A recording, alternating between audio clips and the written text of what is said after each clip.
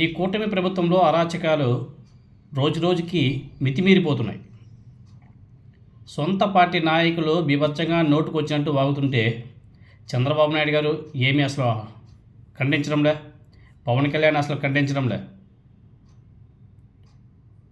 ఎందుకంటే భావ ప్రకటన స్వేచ్ఛ అంటారు. ఎక్కడుంది అది ఆంధ్రప్రదేశ్లో? ఈవెన్ మాజీ ఎమ్మెల్యేలు తన సొంత నియోజకవర్గంలో తిరగడానికి కూడా వీళ్ళే అమలు చేసేస్తున్నారు. వచ్చావంటే సంపుతామని చెప్పేసి బెదిరిస్తున్నారు. ఈవెన్ న్యాయస్థానాలు పర్మిషన్ ఇచ్చినా కానీ కావడంలే. రూలింగ్ పార్టీలో ఉన్నటువంటి నాయకులంతా కూడా బెదిరిస్తున్నారు. నియోజకవర్గంలో అడుగు పెట్టావంటే చంపేస్తాం, తిరిగి ఎలా వెళ్తావో చూస్తామని చెప్పేసి మాట్లాడుతున్నారు.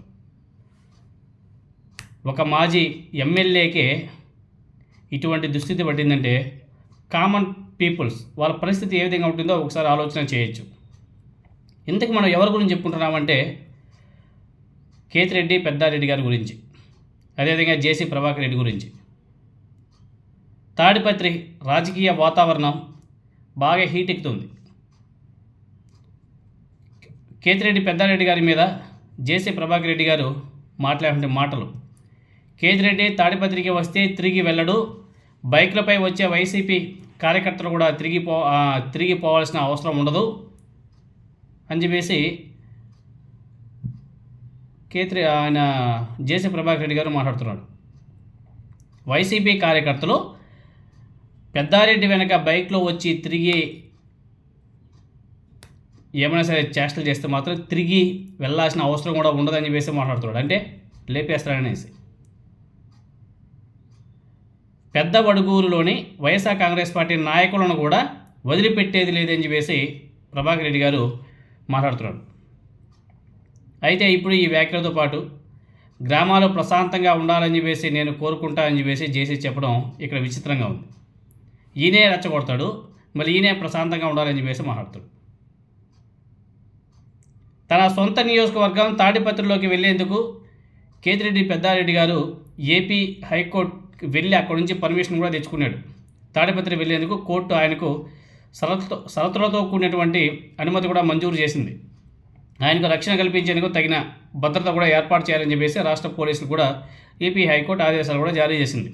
పెద్దారెడ్డి గారు నియోజకవర్గంలోకి అడుగు పెడుతున్నాడని చెప్పేసి తెలిసి జేసీ ప్రభాకర్ రెడ్డి ఇలాంటి వ్యాఖ్యలు కూడా చేయడం జరిగింది. అవును, ఇప్పుడు కూటమి అధికారంలో ఉంది కాబట్టి పెద్దారెడ్డి గారిని ఆపేశారు. నెక్స్ట్ ఓడిపోయిందంటే అప్పుడు పెద్దారెడ్డి గారు కూడా కక్ష సాధింపులు ఉంటాయి కదా.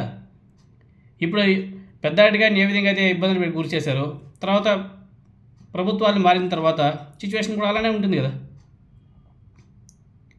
కూటమి ప్రభుత్వం వచ్చిన నాటి నుంచి మాజీ ఎమ్మెల్యే కేతిరెడ్డి పెద్దారెడ్డి గారు ఆల్మోస్ట్ తాడిపత్రికి దూరంగా ఉంటున్నాడు.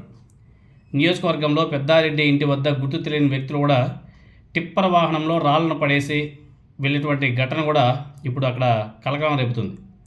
ఈ విషయం మీద పోలీసులు అప్రమత్తమయ్యారట. ఇది కేతిరెడ్డి పెద్దారెడ్డి గారి మీద దాడికి ముందస్తు ప్రయత్నమా అంటే మేబీ ఉండొచ్చేమో అని చెప్పేసి అనుమానాలు కూడా వ్యక్తమవుతున్నాయి. సొంత నియోజకవర్గంలో సొంత మాజీ ఎమ్మెల్యేకి తిరిగి వెసులుబాటు లేకపోతే ఇంకేం చేస్తారండి. మాజీ ఎమ్మెల్యే ఆయన పరిస్థితి ఎలా ఉందంటే అక్కడ లోకల్గా ఉన్నటువంటి వైఎస్ఆర్ కాంగ్రెస్ పార్టీ నాయకుల పరిస్థితి ఏంటి, కార్యకర్తల పరిస్థితి ఏమిటో ఒకసారి ప్రతి ఒక్కరు కూడా ఆలోచన చేయాలి. ఎక్కడెక్కడో ప్రపంచవ్యాప్తంగా ఎక్కడెక్కడో తిరుగుతున్నారు జనాలు. ఇండియా నుంచి అమెరికా, ఇంగ్లాండ్, న్యూజిలాండ్ అని చెప్పేసి అక్కడ ఎక్కడ బతుకుతున్నారు, ఉద్యోగాలు చేస్తున్నారు, లివింగ్ ఉంటున్నారు. ఇండియా నుంచి వదిలేసి ఎక్కడెక్కడో బతికేస్తున్నారు.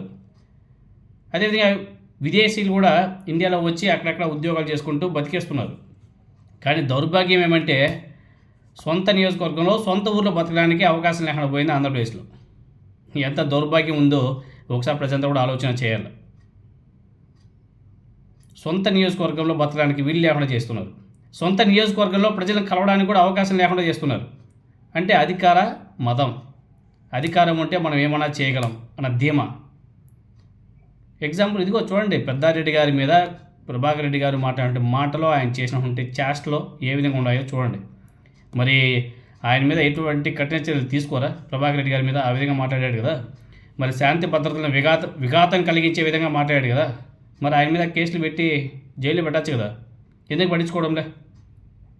అదే మాటలు వైఎస్ఆర్ కాంగ్రెస్ పార్టీ నాయకులు ఎవరైనా అన్నీ ఉంటే ఇంకా లేనిపోని సెక్షన్లన్నీ కూడా పెట్టేసి ఇంకా అసలు ఇంకా రచ్చలే, రిమాండ్, సింపుల్గా చెప్పంటే రిమాండ్కి వెళ్ళిపోయింటాడు.